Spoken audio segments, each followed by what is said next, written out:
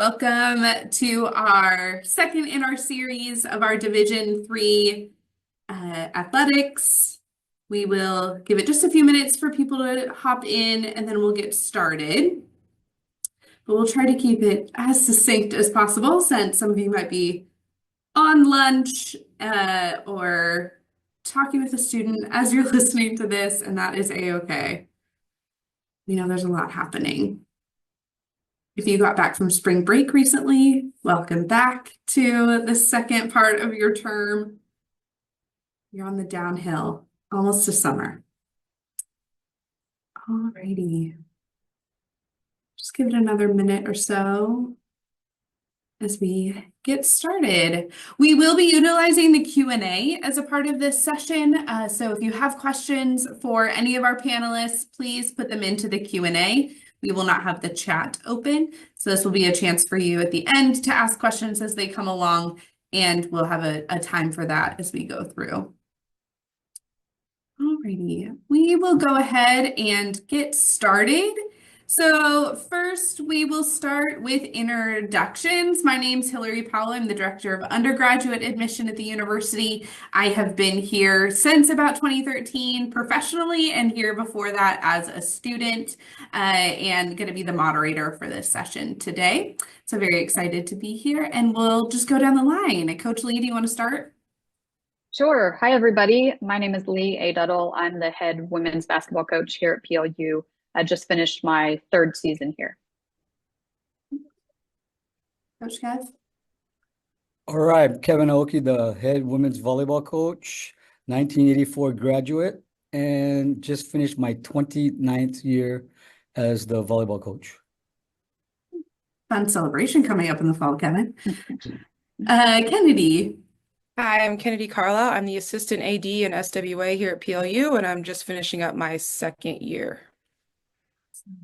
So we will be talking kind of all things college athletic recruitment as it pertains to Division 3 athletics today.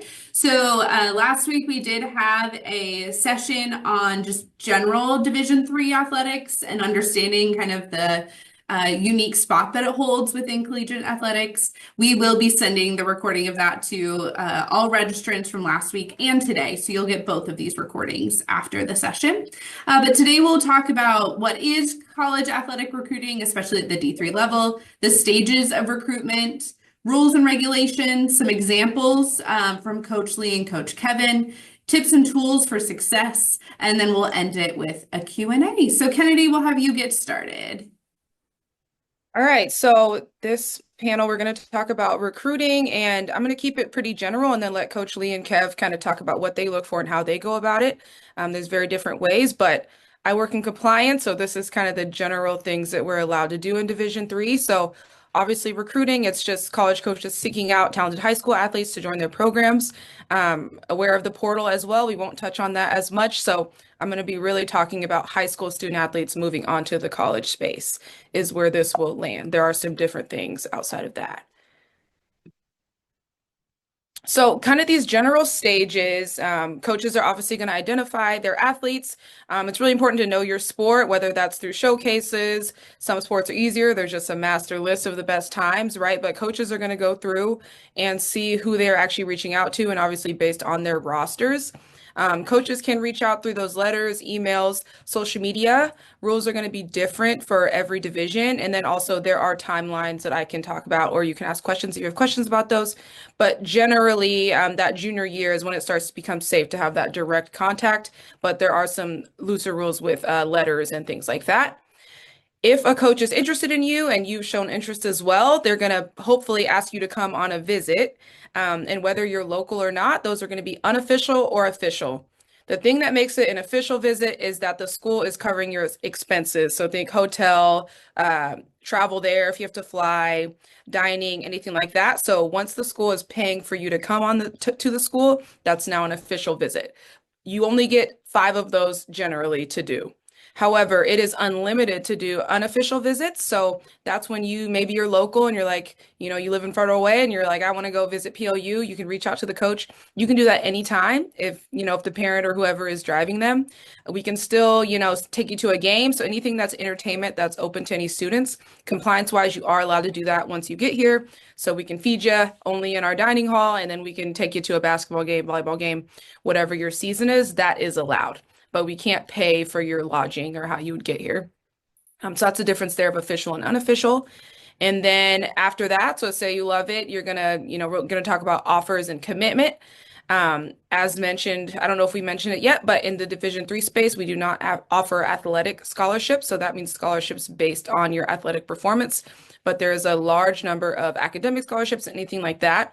So this is when the coach would kind of show you your whole package, like, hey, this is what we were able to work through, through academics, maybe other things that you're involved in, to really see what your package will actually look like. So not that number on the website, but actually what you'd be paying. And then signing day, not as big of a deal as it used to be. There's no big national signing day anymore, but a lot of times ceremoniously, athletes don't want to sign that. So we would get that to you. And then really how you commit in our world is you would deposit to the school. So once you put down your deposit, that means you're serious. That means you're ready to take your spot on the team. And then, so like I said, I'm in the compliance world, so it wouldn't be right if I didn't bring up some rules. So each division has different rules on when coaches can contact athletes. I will say the Division III space is a lot less strict than Division I and II. Official visits are usually after January 1st of your junior year. So that's when you can start going on those official visits. And then after that, coaches can really, start talking to you. It's pretty open. Once you start your junior year, you can start emailing, getting on Zooms, anything like that. You can kind of do that direct communication.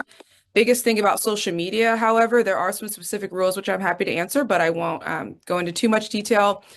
Coaches are allowed to, what we say is tap, don't type.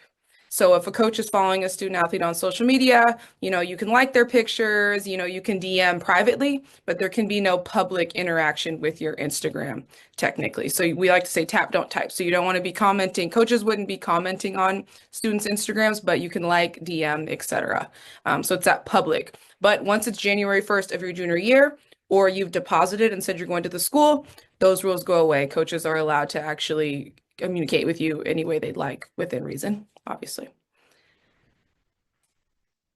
And then I will leave the specifics to the coaches on tools for success. They are really the experts here and what they look for with student athletes. But in general, just to kind of get us started with the conversation, you want to start early.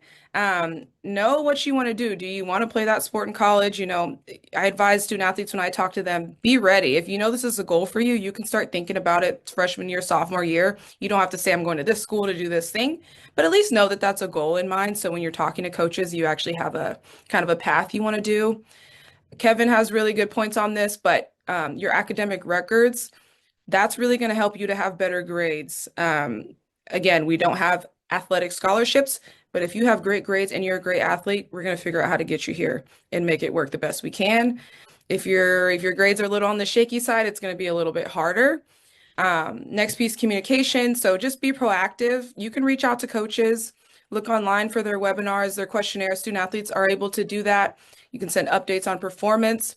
I know coaches love when a student is actually replying to text, answering, staying in touch, anything like that.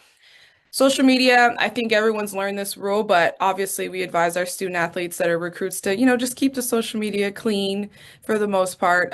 Be smart. That's people's first thing about you. It's 2025. So the first thing you're going to look up is, people's Instagrams and things like that. And then recruiting profiles. So know your sport. If huddle is huge for you, make sure you're on there. Every sport is different, but know what is popular for your sport and how coaches are finding those student athletes. And our coaches could answer that a lot better as well, just kind of when to start getting on those. And then lastly, showcases and camps, those are still good ways to get in front of college coaches. Even if it's a local camp, there are coaches from other schools that come. So I always advise students that are looking to be recruited, if you can get into any of those showcases and camps, that's a great way to get in front of people.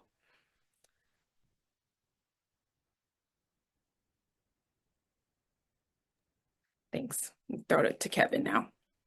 Okay, so I'm going to highlight this, but please understand, I think each sport recruits a little bit different based on the timeline of when their sport is in session and also when their club season is. So for volleyball, the club season is January through the spring.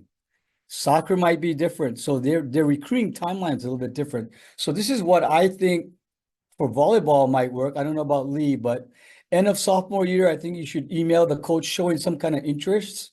I don't think anything earlier is that important yet. It doesn't hurt, but I think end of sophomore year, you should email the coach showing some kind of interest. Junior year, stay in contact with the coach, send the video, attach the video, and maybe attach a club schedule, etc. Summer going into the senior year, I would suggest that if your college is one of your top 5 choices, I would visit during the summertime, just so you can get that part maybe done with. I understand that there might not be a lot of students there, and that's why you're going to see my follow-up on my other bullet points. Fall of your senior year, you got to apply to the school if it's an interest of you, and visit a home or away match. So I think it's very important to come when your sports is in session, because then you get to see the vibe of the team, meet the team members, meet the coaches, see what the fan base is like, see what the campus is like when the campus is in session. You come in the summer, you don't have that full sensation of seeing the campus full of people. And then by the spring of your senior year, you've kind of narrowed your choices down. And then I would make a final visit, because you whittle it down to a few choices. Now you get to the end. If you're going to spend, I would say, 4 years of your time at that university, if you make 2 trips, I think it's worth your while. And I know, like, we offer visitation scholarship. If you visit and you go through the admission process, it takes about 2.5 hours. And I think they're offering $1,000 for every year that you're at PLU. So like I try to tell the student athletes, it's worth about $4,000 for about 2.5 to 3 hours of your time. So that's a general guideline. I say guideline because it's not perfect. Coach Kevin, do you mind sharing a little bit about how, especially as like a Division III coach, how you start to identify students that might be good for us, specifically like PLU Division III volleyball, but how do you, in those kind of ways that Kennedy was talking about how a student might get noticed, how do you start to kind of build your potential students and roster? Okay, so for me, about 90% of who I go and watch, who I make contact with, is the student athlete has reached out to me. 90%. It's not like I go to a showcase, sight unseen, and I want that player. I don't do that a lot because I don't know a lot of specifics about that player, and I don't have that much time to watch all these athletes when I don't know what year, what their GPA is beforehand. I'm able to see their athletic ability, but if they got a 2.5, that's not going to help me. So if they can email me first and say, hey, coach, I'll be playing at the Las Vegas, etc. tournament. Here are my court times. And they give me a little specific about their background, like a resume, I can target them pretty early, because I'm going to look for the student athlete that has very good grades. Yeah. And so that's how I go back and forth like that. So what sets the tone for me is how responsive the student athlete is. So when I text or email and they answer it right away, that's when I know, okay, I got this person that's very interested. I like the way they interact, and that sets the tone for the rest of that person's recruiting process. But if you're one of those that check your email once every 2 weeks and you reply to my email once every 2 weeks, is that really the kind of player I want? Student athlete? Probably not. So I put them on the back burner, so to speak. Awesome. Hope that Thanks. Yeah, that's great. Thanks. Awesome. Coach Lee. Hillary, would you go back to the tools for success page? I'm going to talk on some of those Yeah, for topics sure. first. There you go. Again, so I'm the women's basketball coach here, but I spent 10 years as a Division I assistant coach and recruiting coordinator. And so learning how to recruit at the Division III level is very, very different than the Division I level. And so I'm going to talk a little bit about some of these points. So when you think about Division I recruiting, these people have 8 or 9 full-time staff members, and years in advance, they are working on their classes. So when we talk about student athletes, we talk about their graduation year. So right now I'm working on my 2025 class, which is our seniors. Well, at the Division I level, they are working on their 28 and 29 classes because they're 26 and 27. They haven't gotten commits from all of those people, but they have a short list of those classes. It's vastly different at our level. Compared to 8 or 9 full-time staff members, I am the full-time staff member for my program and the only recruiter for my program. And also, we are coaching at regional institutions. So PLU, we know who we are and we know who we're targeting. It is going to be Washington kids, Oregon kids, Hawaii kids, all of this, all in other surrounding states. And so we know that our outreach is more regional, based on profile of PLU, but also our budgets are not Division I budgets by any means. And so that really predicates how we do our recruiting. Start early is absolutely correct. Because we are talking about a limited staff trying to recruit for an entire program, it is really important, like what Coach Kev said, that student athletes reach out to us when they are interested in our programs. Now, Coach Kev's been here for 29 years and created this program. I've been here for 3. And so it's really important for me that I do go out to showcases, sometimes having no idea who I will see and hopefully seeing somebody who will pique my interest, who I will then follow up with on the back end. And so absolutely, it is true that playing in the club season, the AAU season, the travel season, however these schools or different sports call it, is really important because that is when we are doing the bulk of our active recruiting. When a student is in their high school basketball season, I am in my season. And so I am only once a week able to go to a high school game on average. And so in basketball, April through July is our big recruiting period. And those are the times when I really accumulate the bulk of my what we would call our big board, our board of people that are on our radar. And again, so at the Division III level, reaching out to the programs that interest you will put you ahead of the game because we might just not know about you. If you are emailing a Division I coach to get their interest, you are wasting your time. That's not how it works. But at our level, that is absolutely how it works. We need that, the proactivity from the student athletes. That pans out to a roster spot a lot. The ways to communicate with us are absolutely send us an email. Social media is great, but coaches use it vastly differently. Some people are extremely active on Instagram, Twitter, to find and be able to communicate with recruits, and some are not at all. But email is always a good point of contact there. Recruiting profiles, talking about these things like Huddle, NCSA, Be Recruited. Field Level is another one that we use, Sports Recruits. These are great platforms, but they do come with a financial piece.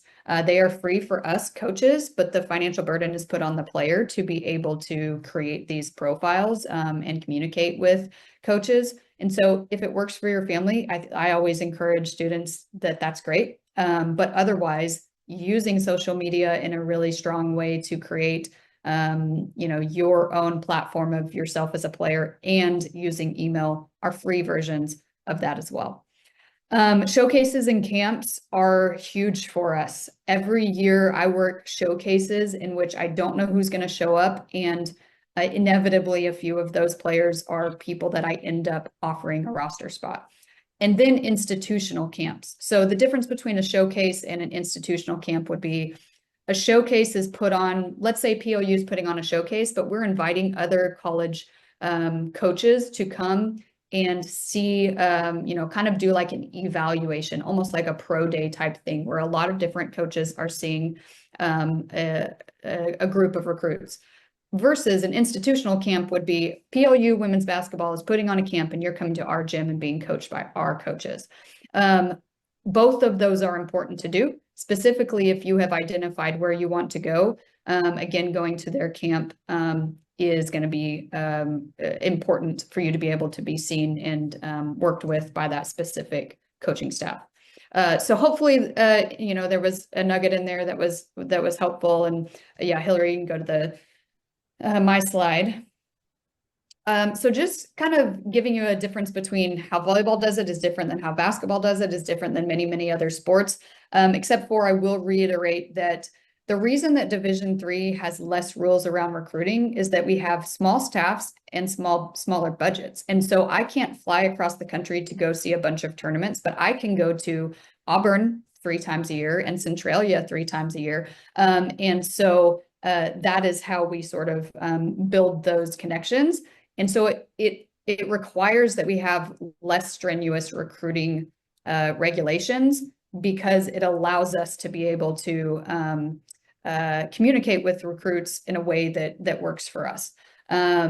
So for me, during a student athlete's junior year is really when I'm starting to identify them as someone that's going to land at our level. When they're a freshman and a sophomore, sometimes you can't tell. They're, they may feel like they're too good for your level, but by their junior year, they've sort of plateaued, or it can be the opposite. And so by junior year, I'm really kind of identifying this student athlete looks like they're going to be a Division III type of player. And there may not be a ton of contact at that point, but their names are being accumulated as far as on our radar. Then I would say about this time in a student athlete's junior year, I'm starting to have those conversations about, hey, where are you playing this summer? Because I'm going to be out to see you play in April, May, June, and July, because that's again when we do the bulk of our actual evals on student athletes. And then when I come back from July, when basically all of the summer basketball is over, we start having those conversations with kids about when can we get you on campus? Come for a visit. Most of the time, our visits are unofficial visits because, like Kennedy outlined, I'm targeting regional kids who can drive up for a day with their families. I always encourage the kids that I'm recruiting to apply as early as possible. And because when you are playing for a Division III, you have to go through the process to find out what the financial implications are going to be. Now, if you weren't on last week's, or just to reiterate from last week's, oftentimes the misnomer is that Division III is really, really expensive and other schools are basically free, which is not the case at all. But people get that idea because we don't give athletic scholarships. So it is true that a player will not receive a scholarship that says you are receiving this because you're a great women's basketball player. They're going to receive scholarships that say you're a great student, but money is money, and that money is spent just the same. It's just allocated in a different way. And so we always have to push back on that and just say, hey, let's go through the process. If you like an institution, you know that school is going to set you up for success in your career. Go through the process to see what the financial implications are at the end of the day.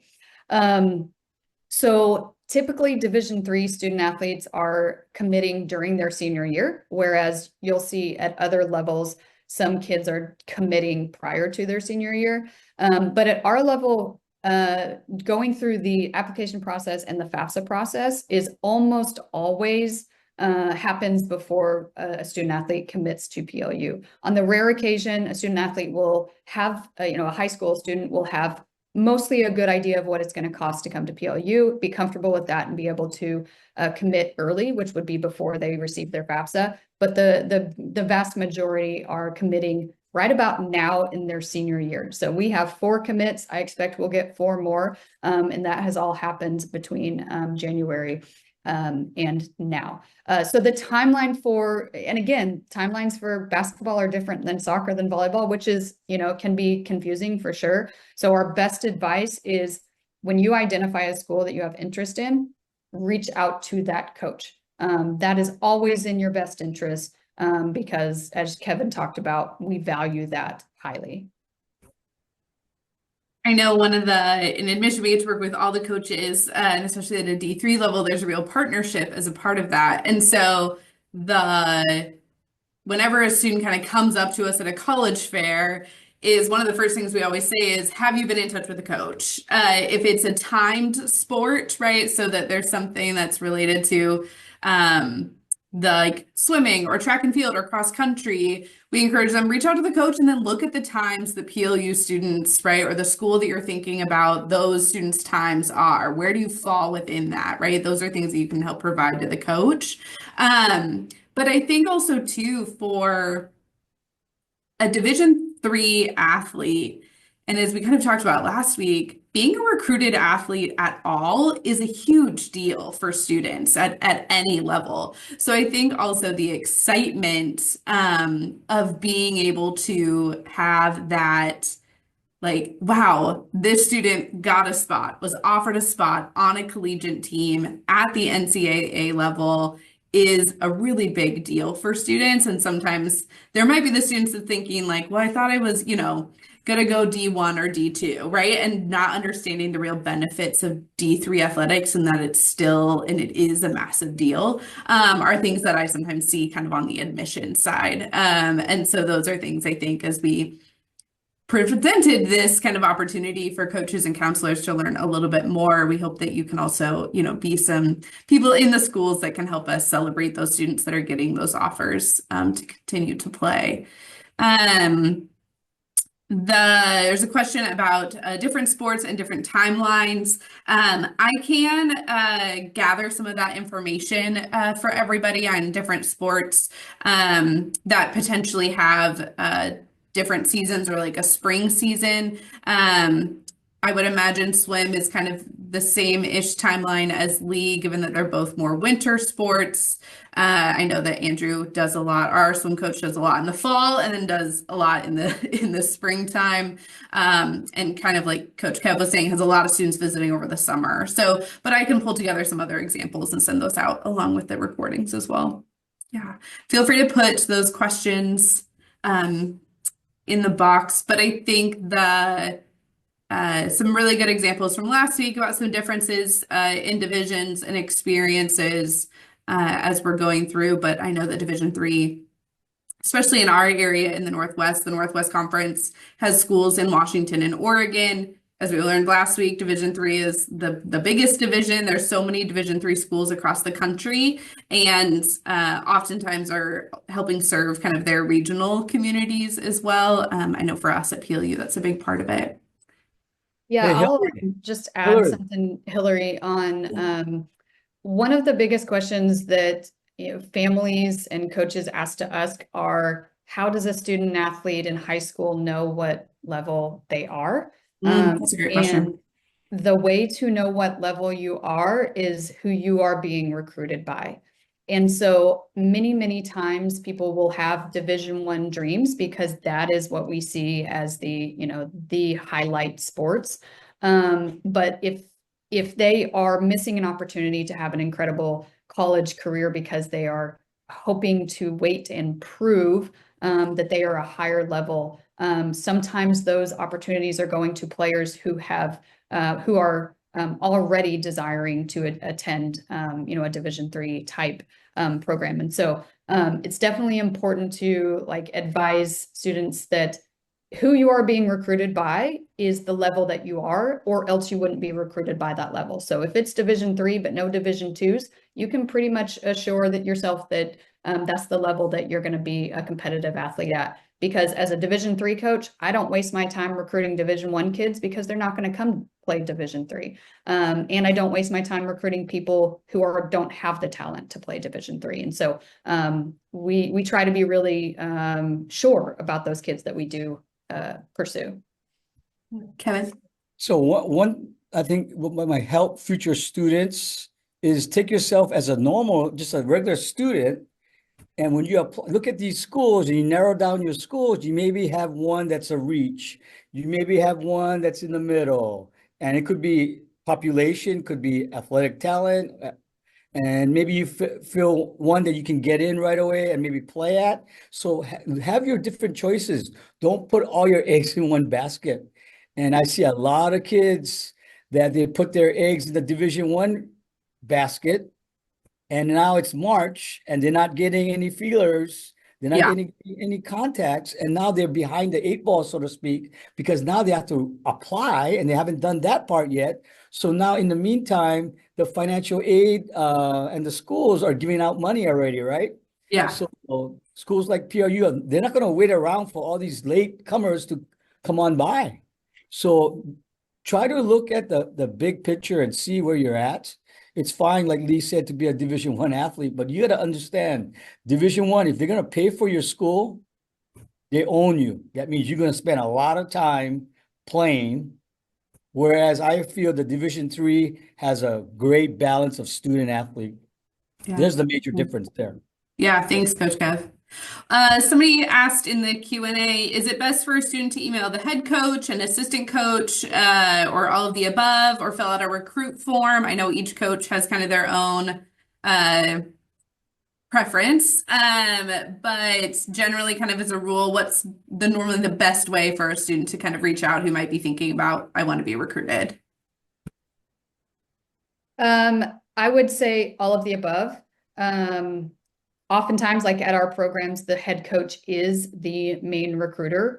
Sometimes there are part-time assistant coaches at small colleges who are just not as consistently active in the recruiting process. And so always include the head coach. If the head coach doesn't reply, it's probably because they have a system within their staff of who is replying. And never, ever feel like you cannot reach out to a coaching staff. We're hopefully hitting the point home is that we absolutely want student athletes to reach out to us. We do our best. Most programs try and do their best to reply to everybody, even if it's not a fit for their program. So we definitely want to hear from you guys. I answered a question about recruiting sites. Kev, is there a recruiting site for volleyball that you guys use more, like NCSA? We basically use the same ones. Just to reiterate on that, some of the best ones I got were homemade. Yeah. They go to some recruiting service, but that's fine because they do the legwork. But if you're going to stay regional, make your own tape, do your own thing. And some of the best ones like I've ever had were homemade by the student athlete. Yeah. That's yeah, great. Absolutely. Include your grad year, your high school team, your AAU team, and then a link to your YouTube. All of that is free and is super impactful for us because we're going to see it. We're going to click on that link immediately and very quickly be able to, evaluate a student athlete. Yeah. I would also say fill in the questionnaire because the questionnaire for us is ARMS is linked to admissions. When we make that connection, now they're in the system. It helps you get like scholarship information, and especially at the D3 level. Like there are some D3 schools that operate on a early decision model or an early action model. There are some like PLU that are rolling, right? So each one's a little bit different. So yeah, definitely getting officially connected to the university, or filling out both like an RFI form for admission and one for athletics can never hurt. There was a great question in the Q&A. How much of the recruiting or evaluation is done by looking at the high school team versus the club team? And if at a high school, how much is done in a playoff situation like a state tournament? They would love to hear from both of you. Sure, I'll go first. I would say evaluation. So when we're talking about the word evaluation for basketball, that happens mostly in their club teams. So the way that the club tournaments are set up, I can go to one location and watch 10 straight hours of games on multiple courts. And so that is where I'm doing my biggest eval in the sense of going home with a big list of either players I already knew about and wanted to evaluate to see their skill, or looking for other players to add to my list of people to pursue. And so primarily almost that is done outside of the high school basketball season.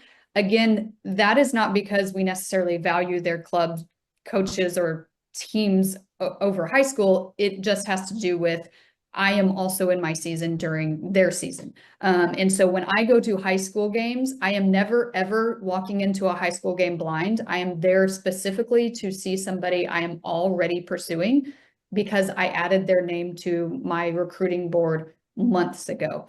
Now, the caveat to that or exception is when the state tournament comes around or playoffs, I will go, you better believe we're in the Tacoma Dome all day watching games, hoping that we'll find people that we didn't already know about, in addition to watching the kids that we already have been recruiting. And so I can't speak for every sport, but for basketball, those club seasons are bigger for the evaluation. High school seasons are more for I'm going to go and I'm going to show them support, show them that I am really excited about them, and maybe evaluate their skill a second time. Awesome, thanks. So I'm very similar to Lee. The volleyball high school season is during our season. So if you see me out in the fall when it's our season, I'm going to your high school game after we practice, you betcha I want you to play for the Lutes because I gotta go practice, go home a little bit, and go out to that game, get home at 10. You better be something that's worthwhile to watch. Other than that, I'm watching club season. Awesome. Alrighty, I'm going to stop sharing my screen. Thank you so much to everybody who joined us. We will be sending out the recordings from last week and this week, but all of our information and names are available on the PLU website. So if you have additional information that you would like, please reach out to us, either of our offices or coaches directly. But otherwise, have a great rest of your week. Thank you for joining, and we'll see you all later. Bye.